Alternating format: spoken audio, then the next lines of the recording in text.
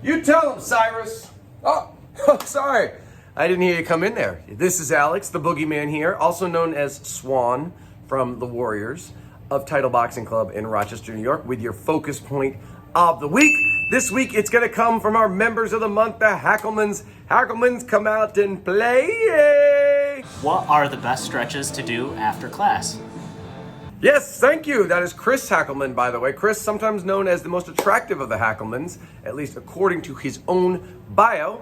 And it's a good question. Stretching, right? Sometimes I say if you want to stretch it out, stretch it out. Sometimes I go through stretches, but I will admit, time often gets the better of me and stretching, but it is good to stretch after you box. It is good to stretch after you do any kind of physical activity.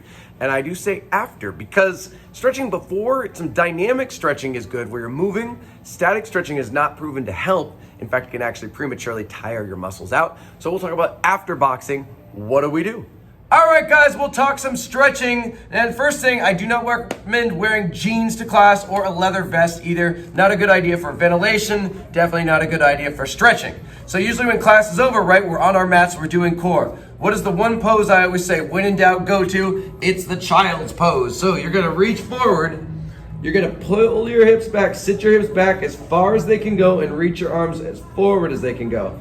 This is a great stretch for the back, the lower back, even the lats up top, a great stretch. If you bring your knees apart, you're gonna get an even better stretch working those hips. If you wanna add some shoulder to it, you can bring one shoulder down, drop the weight, other shoulder down, drop the weight. We're still getting that good back stretch, plus we're getting some of our shoulders as well. I'll talk about another one for the shoulders in a second. Another one I like is that piriformis stretch. This is good if you have any kind of sciatic issues or IT band issues like I do. You're gonna take one foot and bring it in here, and then we're just gonna try to get as low as we can, putting that weight on ourselves, on our own leg, giving us that stretch. Hope you can see me all right here.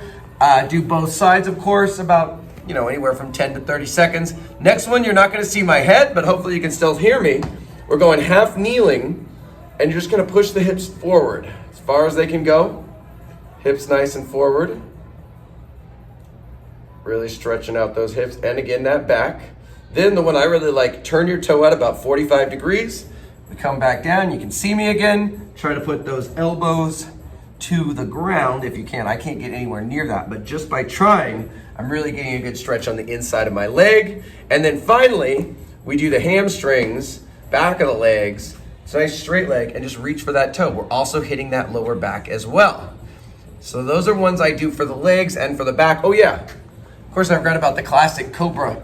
This is good too after just doing core, right? Your abs, you were probably doing lots of crunches. So if we extend, we stretch out those abdominal muscles, and again, we're stretching out that back. Then we'll talk about some you can do while standing. I mean, there's the classic, I'll stay kneeling here, but you can do the arm across your body for your shoulders, arm across your body, and then for the triceps, I don't know if you can see, this is where you grab the elbow and pull it down. Triceps usually are getting a lot of action from boxing, but I'll show you one more for the shoulders and for the chest that I like standing up. All right, so here's a good standing one I like. When you first get up, right, you can grab one of these posts, extend your arm, and we're just gonna try to turn and twist, so you're getting a stretch in that shoulder, chest area, even in the back and those lats a little bit. Do both sides of that. You can also do the hanging one too, where you kind of cross the arms over. I don't know if you can see me.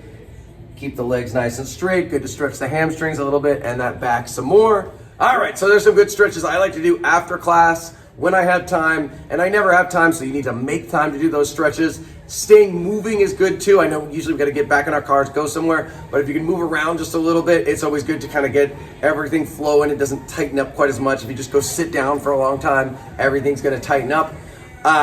If you have questions about this stuff, let me know, because there's a million stretches, a million things we can do. I'm thinking of like several more I could have done. But if there's one part of you want to stretch, you're not quite sure how to stretch it, let me know. Hit me up comments or after class, let me know. I say the future is ours. Can you dig it? Technique is everything. And can you dig it?